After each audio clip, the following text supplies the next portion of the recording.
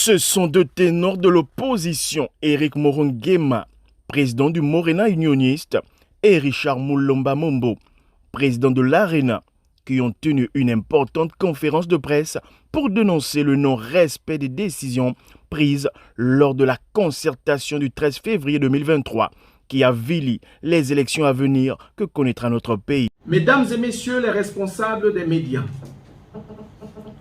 si nous pouvons nous accorder que la rencontre s'était effectivement tenue, les objectifs assignés malheureusement à cette rencontre voulue ne sont pas au rendez-vous. Quand nous sommes arrivés à cette invitation du président de la République, dès l'entame des travaux en commission,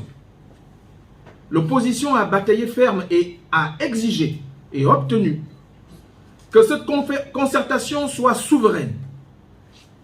et qu'il fallait acter cette rencontre par un décret afin que les décisions prises de commun accord et consensuellement soient marquées par le sceau de la sérénité et du sérieux, comme vous pouvez le voir dans le journal 6 juin. Un mécontentement face aux objectifs réels de cette concertation qui emmène les deux leaders réunis en conférence de presse à interpeller les membres du gouvernement à interrompre systématiquement le processus électoral pour la préservation du climat de paix et d'unité dans notre pays. Ce que nous subodorions du peu de respect par le pouvoir en place et ses alliés,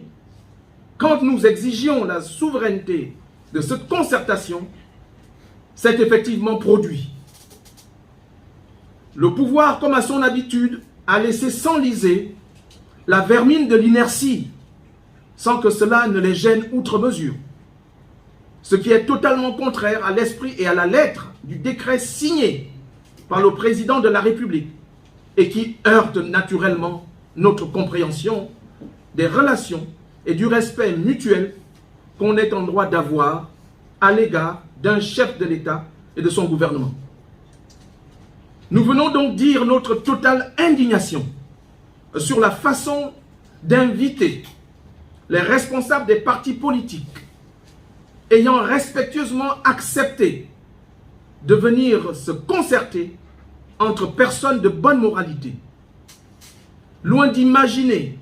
venant du camp présidentiel, se ourdir des entourloupes ridicules envers ses compatriotes face aux questions importantes de stabilité et du climat de paix dont il est le garant. Nous venons aussi faire savoir au Premier ministre chef du gouvernement que s'il ne prend pas au sérieux l'esprit et la lettre du décret qui nous a réunis durant de longs jours dans un esprit de fraternité patriotique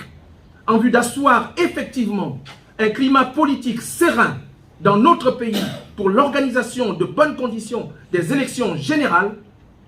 les conséquences de cette attitude lui incomberont. À quelques semaines des élections générales que connaîtra notre pays, le Gabon, nous assistons à plusieurs sorties des leaders politiques de l'opposition, mais de la société civile, se plaignant de la mauvaise organisation des élections. Car pour eux, l'organisation de ces 3 scrutins devrait minutieusement être préparée. Ne serait-il pas judicieux pour les autorités compétentes de tenir compte de ces interpellations ?